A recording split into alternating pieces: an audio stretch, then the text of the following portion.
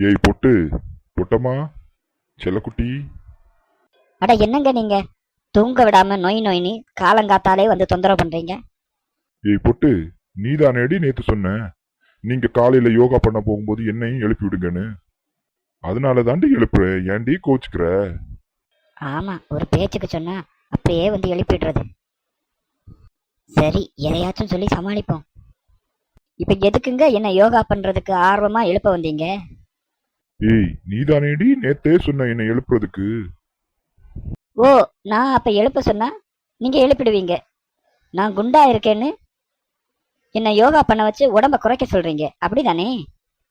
அது இல்லம்மா பொட்டு, யோகா பண்றது உடம்புக்கு ரொம்ப நல்லது, அதனாலதான் சொன்னேன்.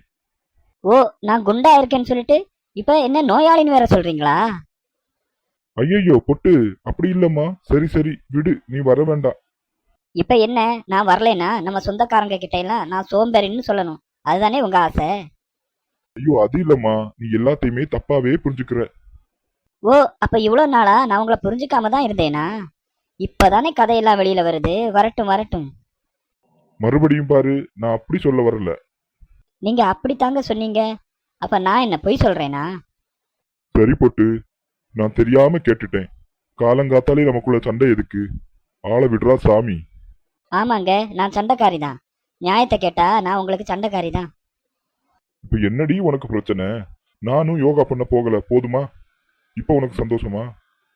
ம், உங்களுக்கு போக அலுப்பு, அதுக்கு என்ன குத்த சொல்ல வர்றீங்க? சரிடி பொட்டு, தயவு செய்து நீ போய் தூங்கு. நான் தனியாவே யோகாக்கு போறேன். இப்ப உனக்கு சந்தோஷமா? அதானே பார்த்தேன். உங்களுக்கு எப்பவும் எங்க போனாலும் தனியா போய் என்ஜாய் பண்ணணும். அதுக்குத்தானே இவ்வளவு பேசுனீங்க.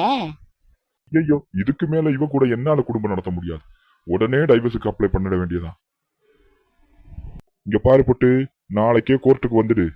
நாம டைவர்ஸ் வாங்கிட்டு பிரிஞ்சிடலாம். என்னால முடியாதுடா சாமி. ம், டைவர்ஸ் தானே, நீங்க கேட்டதும் கொடுத்துருவாங்க, வாங்க பாத்துருவோம். சொல்லுங்க மிஸ்டர் கண்ணப்பன், என்ன காரணத்துக்காக உங்க மனைவியை விவாகரத்து பண்ண விரும்புறீங்க? ஜட்ஜையா, நான் ஏற்கனவே நொந்து போய் இருக்கிறேன். நீங்க என்ன கேட்கறதா இருந்தாலும் இதோ என் பக்கத்துல உட்கார்ந்து இருக்கிறாளே என் பொண்டாட்டி பொட்டம்மா, இவகிட்டயே கேளுங்க.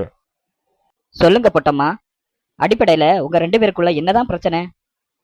ஐயோ, அடிப்படையில எந்த பிரச்சனையும் இல்ல ஜட்ஜ் ஐயா. நான் அதை கேட்கலமா, உங்களுக்கு இடையில என்ன தகராறுன்னு தான் கேட்டேன். எங்க கடையா? எங்க கடையில என்ன தகராறு? எங்க கடை நல்லா தானே போயிட்டு இருக்கு.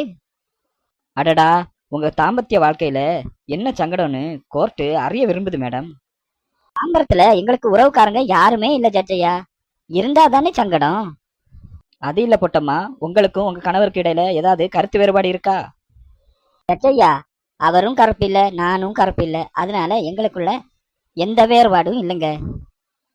சரிங்க, அப்போ உங்க வீட்டுக்காரர் கூட என்னதான் சண்டை?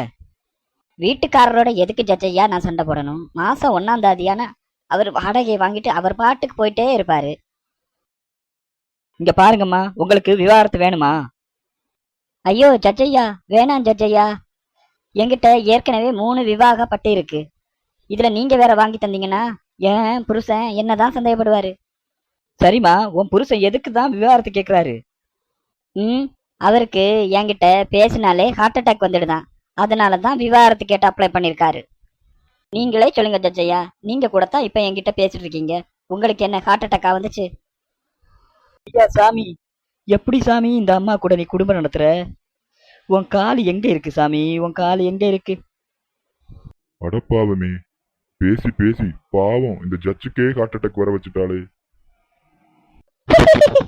என்னங்க, ஏதோ விவாகரத்துக்கு வாங்கிடுவான்னு மிரட்டினீங்க, கிடைச்சதா? ஒழுங்கா வீட்டுக்கு வந்து சேர்ற வழிய பாருங்க.